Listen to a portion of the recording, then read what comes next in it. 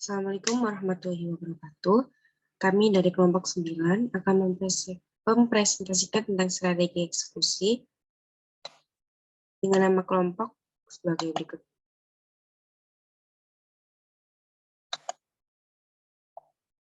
Yang pertama ada saya Nadila dengan NIM 2003 01017. Yang kedua ada Jihandi Paulaki dengan 2003 01024. Yang ketiga ada Endang Larasati dengan 2003 01028.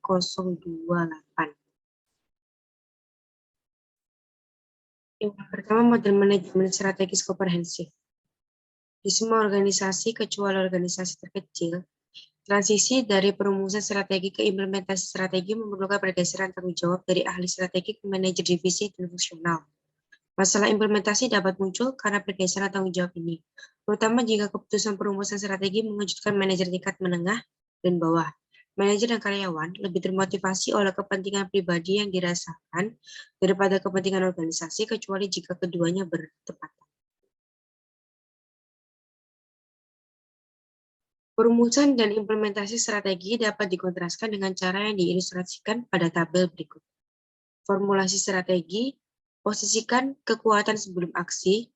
Dengan implementasi strategi, kelola pasukan selama aksi. Formulasi strategi fokusnya pada aktivitas, dengan implementasi fokusnya pada efisiensi. Formulasi strategi terutama proses intelektual, dengan implementasi strategi terutama proses operasional. Formulasi strategi membutuhkan keterampilan intuitif dan analitis yang baik. Dengan implementasi strategi membutuhkan motivasi khusus dan keterampilan kepemimpinan. Formulasi strategi memerlukan koordinasi di antara beberapa individu. Dengan implementasi strategi membutuhkan koordinasi di antara banyak individu. Formulasi strategi ilmu dengan alat dan teknik. Dengan implementasi strategi sebuah seni untuk memberi energi kepada orang-orang. Formulasi strategi sulit untuk melakukan dengan baik, dengan formulasi strategi jauh lebih sulit untuk melakukan dengan baik. Formulasi strategi berorientasi pada proses, dengan implementasi strategi berorientasi pada orang. Formulasi strategi bertanggung jawab utama manajer, dengan implementasi strategi tanggung jawab utama manajer tingkat menengah dan bawah. Perlunya tujuan tahunan yang jelas ada 4. Yang pertama, mereka mewakili dasar untuk mengalokasikan sumber daya. Yang kedua, mereka adalah mekanisme utama untuk mengevaluasi manajer. Yang ketiga, mereka memungkinkan pemantauan kemajuan yang efektif menuju pencapaian tujuan jangka panjang. Yang keempat, mereka menetapkan prioritas organisasi, divisi, dan departemen. Yang kelima, mereka sangat penting untuk menjaga rencana strategis tetap pada jalurnya. Tujuan dari tujuan tahunan dapat dirikat sebagai berikut. Tujuan tahunan berfungsi sebagai pedoman untuk tindakan, mengarahkan, menyalurkan upaya dari kegiatan anggota organisasi. Mereka menyediakan sumber legitimasi dalam suatu perusahaan dengan membenarkan kegiatan untuk pemangku kepentingan. Mereka berfungsi sebagai standar kinerja. Mereka berfungsi sebagai sumber motivasi identifikasi karyawan yang penting. Mereka memberikan intensif bagi manajer dan karyawan untuk berprestasi, dan mereka memberikan dasar untuk desain organisasi. Perlunya kebijakan yang jelas. Yang pertama, kebijakan menetapkan batasan-batasan dan batasan jenis tindakan administratif yang dapat diambil untuk menghargai dan memberikan sanksi perilaku. Yang kedua, kebijakan membuat karyawan dan manajer tahu apa yang diharapkan dari mereka, sehingga meningkatkan kemungkinan bahwa strategi akan berhasil diimplementasikan. Yang ketiga, kebijakan memberikan dasar untuk kontrol manajemen dan memungkinkan koordinasi lintas unit organisasional. Yang keempat, kebijakan mengurangi jumlah waktu yang dihabiskan manajer untuk keputusan kebijakan, juga memperjelas pekerjaan apa yang harus dilakukan oleh siapa. Yang kelima, kebijakan mendorong pendelegasian pengambilan keputusan ke tingkat manajerial yang tepat, di mana berbagai masalah biasanya muncul. Yang keenam, kebijakan memperjelas apa yang bisa dan tidak bisa dilakukan dalam mengajar tujuan organisasi. Selanjutnya, alokasikan sumber daya. Semua organisasi memiliki setidaknya 4 jenis sumber daya atau aset yang dapat digunakan untuk mencapai tujuan yang diinginkan. Yang pertama ada sumber daya keuangan, sumber daya fisik, sumber daya manusia, dan sumber daya teknologi. Alokasi sumber daya dapat didefinisikan sebagai mendistribusikan aset organisasi di seluruh produk, wilayah, dan segmen, sesuai dengan prioritas yang ditetapkan oleh tujuan tahunan. Mengalokasikan sumber daya adalah kegiatan implementasi strategi yang penting. Pengelolaan strategi sendiri kadang-kadang disebut sebagai proses alokasi sumber daya. Selanjutnya, kelola konflik. Konflik dapat didefinisikan sebagai ketidaksepakatan antara dua pihak atau lebih pada satu atau lebih masalah. Menetapkan tujuan tahunan dapat menimbulkan konflik karena individu memiliki harapan, persepsi, jadwal, tekanan, kewajiban, dan kepribadian yang berbeda. Kesalahpahaman antara manajer ini seperti supervision produksi dan manajer staff seperti spesialis sumber daya manusia dapat terjadi. Menetapkan tujuan dapat menyebabkan konflik karena manajer dan ahli strategi harus melakukan trade-off seperti apakah akan menekankan keuntungan jangka pendek atau pertumbuhan jangka panjang. Margin keuntungan atau pangsa pasar, penetrasi pasar atau pengembangan pasar, pertumbuhan dan stabilitas, resiko tinggi atau risiko rendah, dan respon sosial atau maksimalisasi keuntungan. Trade-off diperlukan karena tidak ada perusahaan yang memiliki sumber daya yang cukup untuk mengejar semua strategi yang akan menguntungkan perusahaan. Konflik tidak selalu buruk. Tidak adanya konflik dapat menandakan ketidakpedulian dan apatis konflik. Konflik dapat berfungsi untuk memberi energi pada kelompok lawan untuk bertindak dan dapat membantu manajer mengidentifikasi masalah. Jenderal George Patton pernah berkata, jika semua orang berpikiran sama, maka seorang tidak berpikir. Selanjutnya akan dilanjutkan oleh saya.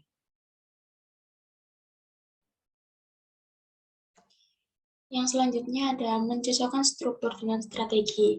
Alasan utama perubahan dalam strategi seringkali membutuhkan perubahan dalam cara struktur organisasi sebagai berikut. Struktur sebagian besar menentukan bagaimana tujuan dan kebijakan akan ditetapkan. Misalnya, tujuan dan kebijakan yang ditetapkan di bawah struktur organisasi geografis adalah yang pertama, strategi keputusan trade-off, manajemen yang diperlukan dalam implementasi strategi. Yang kedua, ada gejala struktur organisasi yang tidak efektif. Alasan yang kedua adalah bahwa struktur menentukan bagaimana sumber daya akan dialokasikan. Jika struktur organisasi didasarkan pada kelompok pelanggan, maka sumber daya akan dialokasikan dengan cara itu. Demikian pula, jika struktur organisasi diatur sepanjang bisnis fungsional, maka sumber daya dialokasikan oleh area fungsional, kecuali jika strategi baru atau yang direvisi memberikan penekanan pada area yang sama dengan strategi yang lama. Reorientasi struktural biasanya merupakan bagian dari implementasi strategi.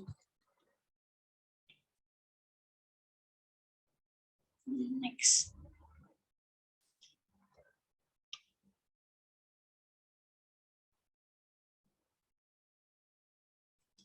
Dan selanjutnya ada jenis struktural organisasi. Yang pertama ada fungsional, yang kedua ada divisi menurut wilayah geografis, yang ketiga ada divisi menurut produk, yang keempat ada divisi menurut pelanggan, yang kelima ada divisi menurut proses, yang keenam bisnis strategi unit, yang ketujuh ada matriks.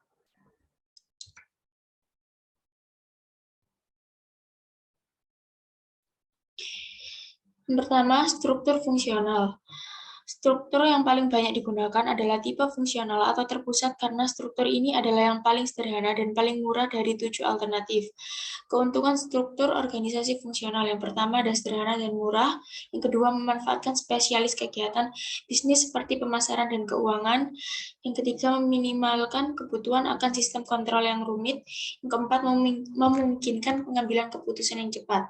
Kerugian struktur organisasi fungsional yang pertama ada akuntabilitas dipaksakan ke atas, yang kedua pendelegasian wewenang dan tanggung jawab tidak dianjurkan, yang ketiga meminimalkan pengembangan karir, yang keempat rendahnya semangat kerja karyawan dan manajer, yang kelima perencanaan yang tidak memadai untuk produk dan pasar, yang keenam mengarahkan pada pemikiran jangka pendek dan sempit, dan yang terakhir menyebabkan masalah komunikasi.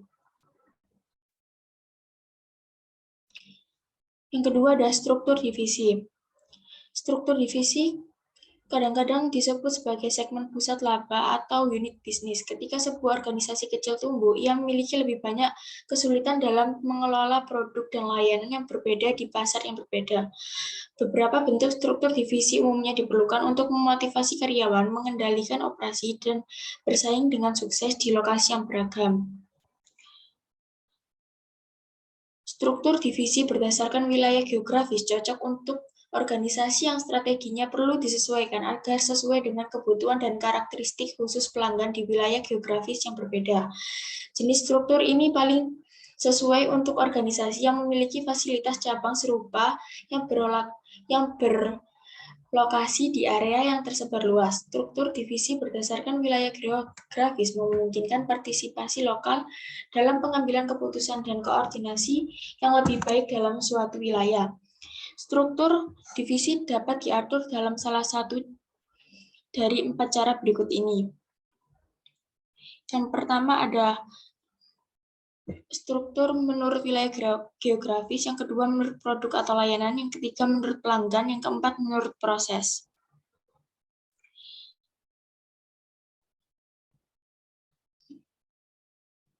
Yang ketiga ada struktur divisi berdasarkan produk atau layanan.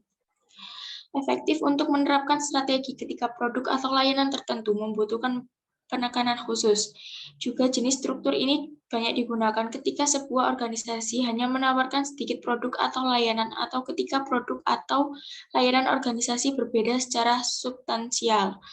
Struktur divisi memungkinkan kontrol yang ke atas dan perhatian pada lini produk, tetapi mungkin juga memerlukan kekuatan manajemen yang lebih terampil dan mengurangi kontrol manajemen puncak.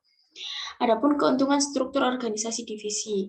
Yang pertama ada akuntabilitas yang jelas, yang kedua memungkinkan kontrol lokal dari situasi lokal, yang ketiga menciptakan peluang pengembangan karir, yang keempat mempromosikan pendelegasian wewenang, yang kelima menghasilkan iklim persaingan secara internal, yang keenam memungkinkan penambahan produk atau wilayah baru dengan mudah, yang ketujuh memungkinkan kontrol dan perhatian yang ketat terhadap produk, pelanggan, ataupun wilayah.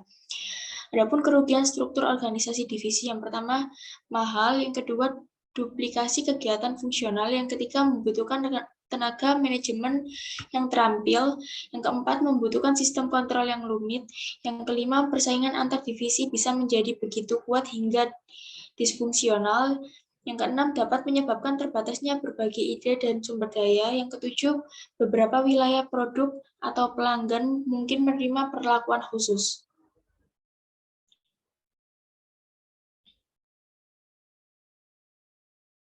Yang keempat ada divisi menurut pelanggan.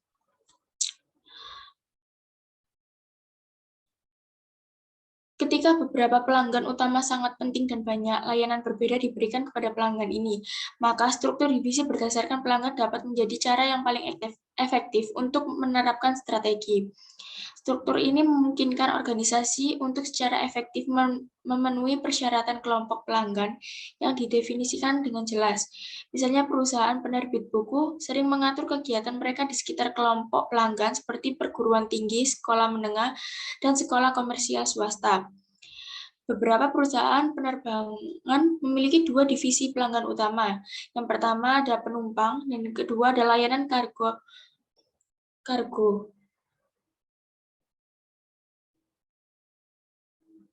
Perusahaan utilitas sering menggunakan yang pertama ada komersial, kedua ada perumahan, dan yang ketiga ada industri sebagai divisi mereka oleh pelanggan. Next. Yang kelima, struktur divisi berdasarkan proses. Mirip dengan struktur fungsional karena aktivitas diorganisasikan menurut cara kerja sebenarnya dilakukan. Namun perbedaan utama antara kedua desain ini adalah bahwa departemen fungsional tidak bertanggung jawab atas keuntungan pendapatan, sedangkan departemen proses divisi dievaluasi berdasarkan kriteria ini. Contoh struktur divisi berdasarkan proses adalah bisnis manufaktur yang diorganisasikan ke dalam 6 divisi. Pekerjaan listrik, pemotongan kaca, pegelasan, penggilingan, pengecatan, dan pekerjaan pengecoran. Dalam hal ini, semua operasi yang terkait dengan proses spesifik ini akan dikelompokkan di bawah divisi yang terpisah. Setiap proses atau divisi akan bertanggung jawab untuk menghasilkan pendapatan dan keuntungan. Struktur divisi dengan proses dapat menjadi sangat efektif dalam mencapai tujuan ketika proses produksi yang berbeda mewakili daya dorong, daya saing dalam suatu industri. Yang keenam ada bisnis strategi unit. Struktur unit bisnis strategi mengkelompokkan divisi yang serupa ke dalam SBU dan mendelegasikan wewenang dan tanggung jawab untuk setiap unit kepada eksekutif senior yang melapor langsung kepada chief eksekutif. Perubahan struktur ini dapat memfasilitasi implementasi strategi dan meningkatkan koordinasi antar divisi yang sama dan menyalurkan akuntabilitas ke unit bisnis yang berbeda. Dua kelemahan struktur SBU adalah memerlukan lapisan manajemen tambahan yang meningkatkan biaya gaji. Selain itu, peran wakil presiden kelompok seringkali ambigu. Namun, keterbatasan ini seringkali tidak melebihi keuntungan dari koordinasi dan akuntabilitas yang lebih baik. Keuntungan lain dari struktur SBU adalah membuat tugas perencanaan dan pengendalian oleh kantor perusahaan lebih mudah dan dikelola.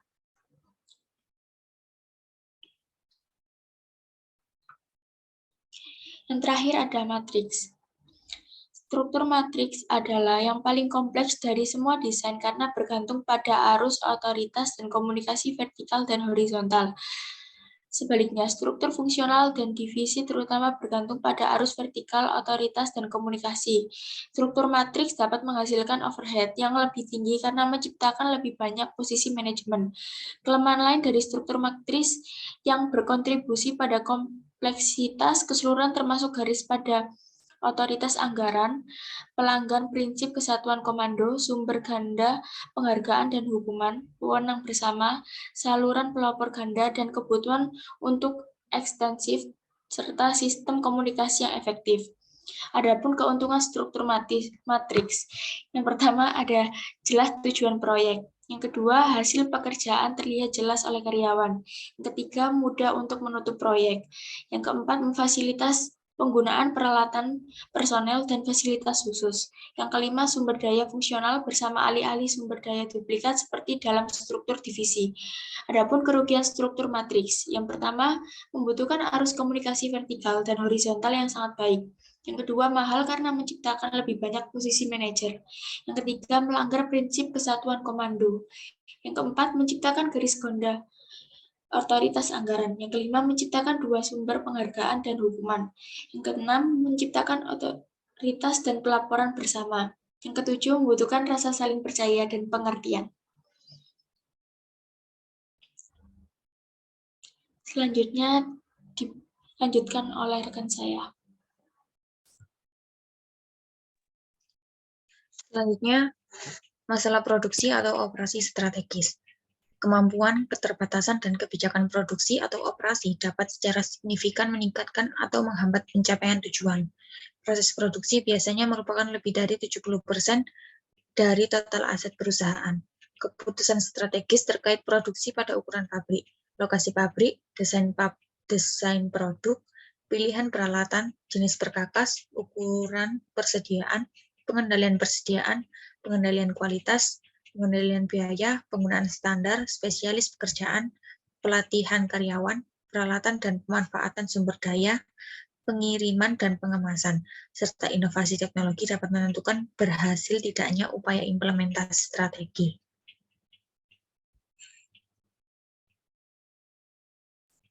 Ada 3 masalah produksi atau operasi. Yang pertama, restrukturisasi atau rekayasa ulang. Yang kedua, kelola perlawanan terhadap perubahan. Yang ketiga, rencana kepemilikan saham karyawan atau ESOPS. Isu sumber daya manusia strategis. Ada 4 masalah sumber daya manusia di bagian ini sebagai berikut. Yang pertama, menghubungkan kinerja dan gaji dengan strategi. Yang kedua, menyeimbangkan kehidupan kerja dengan kehidupan rumah. Yang ketiga, mengembangkan tenaga kerja yang beragam. Yang keempat, menggunakan kehati-hatian atau memantau media sosial karyawan. Yang kelima, mengembangkan program kesehatan perusahaan.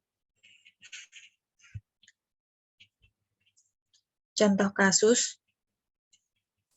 dalam pasar Amerika Serikat yang terfragmentasi, Aramark, Sodexo, dan Kompas NA merupakan pesaing utama dan semuanya mengalami pertumbuhan pendapatan dalam beberapa tahun terakhir, sebagaimana ditunjukkan dalam tampilan 6 selama periode 2004 sampai 2006. Kompas meningkatkan penjualan sebanyak 21%, sementara Sodexo dan Aramark masing-masing mengalami peningkatan 9,8 dan 8,7%. Kompas secara konsisten memperlihatkan margin tertinggi atau meskipun mengalami penurunan, dan Sodexo menunjukkan margin terendah. Tiga rival ini mengendalikan sekitar 70% pasar layanan makanan kontrak Amerika Serikat. 4 sisa 30% dari pasar beredar secara luas di antara perusahaan-perusahaan lain, yang sebagian besar dimiliki oleh swasta. Persaingan di kalangan tiga pemain utama berkisar antara layanan, kualitas makanan, dan hubungan dengan klien. Kemampuan untuk mempertahankan laporan dari tahun ke tahun sering terbukti merupakan elemen kunci keberhasilan. Biaya perubahan untuk pelanggan biasanya rendah, dan perubahan dari satu pelanggan bisa memiliki pengaruh yang besar dalam pendapatan tahunan penyedia layanan makanan. Seringkali kontrak ini adalah untuk bertahun-tahun. Isu-isu persaingan penting lainnya meliputi berbagai pilihan menu, penyajian yang menarik, pilihan makanan yang sehat, kebersihan fasilitas, pembaruan fasilitas, masalah lingkungan, dan harga.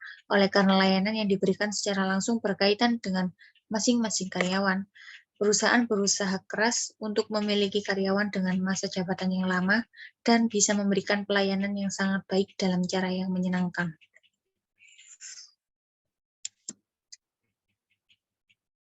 Berkantor pusat di Philadelphia dan mempekerjakan 240.000 orang. Aramark menjadi perusahaan swasta pada 26 Januari 2007. Aramark dimasukkan dalam New York Stock Exchange atau RMK sejak 2001. CEO Joseph Neuber yang menguasai 40% suara memimpin pembelian saham yang melibatkan sekelompok perusahaan ekuitas swasta. Tampilan 6 memperlihatkan bahwa Aramark kalah posisi dengan Kompas NA, baik dalam pendapatan maupun laba absolut. Begitu juga margin operasi. Hasil untuk kuartal keempat 2006 dirusak oleh kinerja yang lemah di bidang olahraga dan hiburan, yang menyebabkan penurunan pendapatan sebanyak 22% jika dibandingkan dengan kuartal keempat yang sebelumnya. Setelah perusahaan tersebut dikelola secara swasta, informasi akan dibatasi dan perbandingan keuangan akan lebih sulit untuk dilakukan.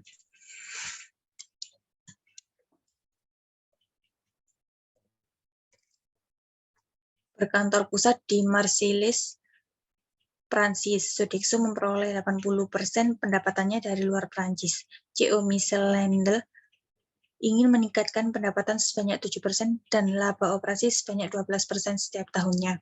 Sekuritas ini tidak diperdagangkan di Amerika Serikat, tetapi diperdagangkan di Paris dan London.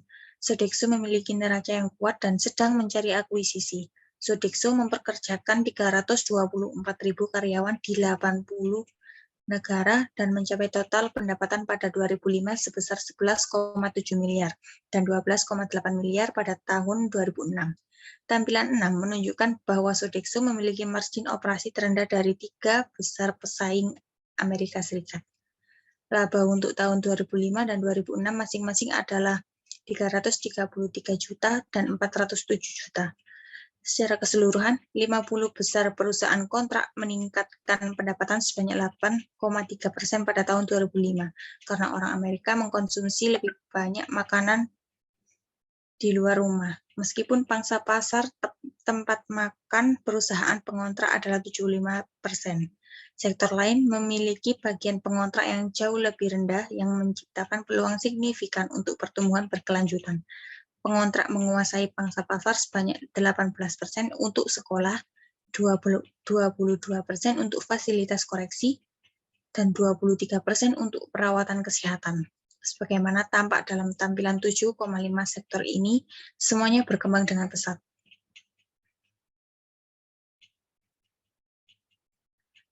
Analisis kasus.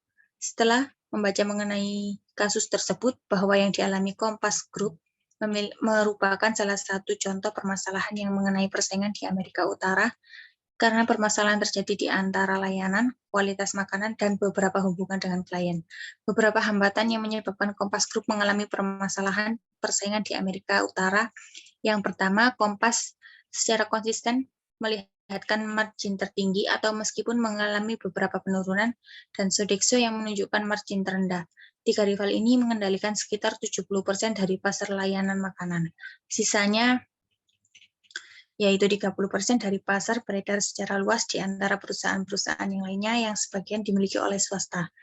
Yang kedua, ada biaya perubahan untuk pelanggan biasanya rendah, dan perubahan dari satu pelanggan bisa memiliki pengaruh yang sangat besar dalam mengalami pendapatan tahunan penyedia layanan makanan.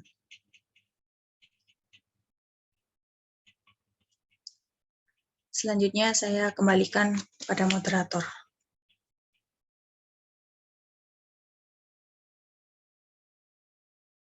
Dari presentasi yang kami sampaikan tadi, dapat diambil kesimpulan bahwa perumusan strategi yang berhasil sama sekali tidak menjamin keberhasilan implementasi strategi.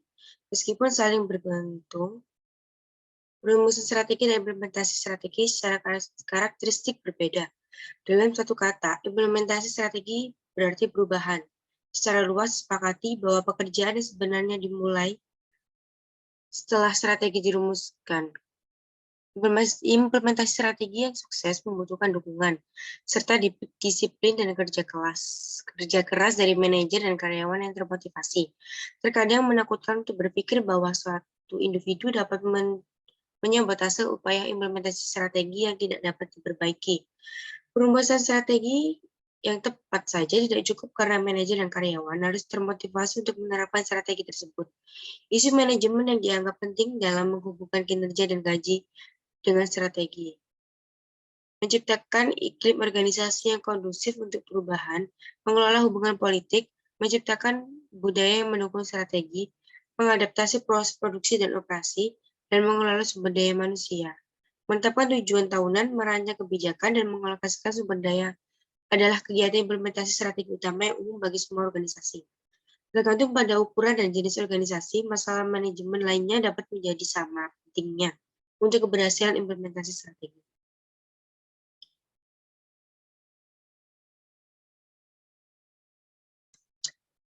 Demikian presentasi yang dapat kelompok kami sampaikan.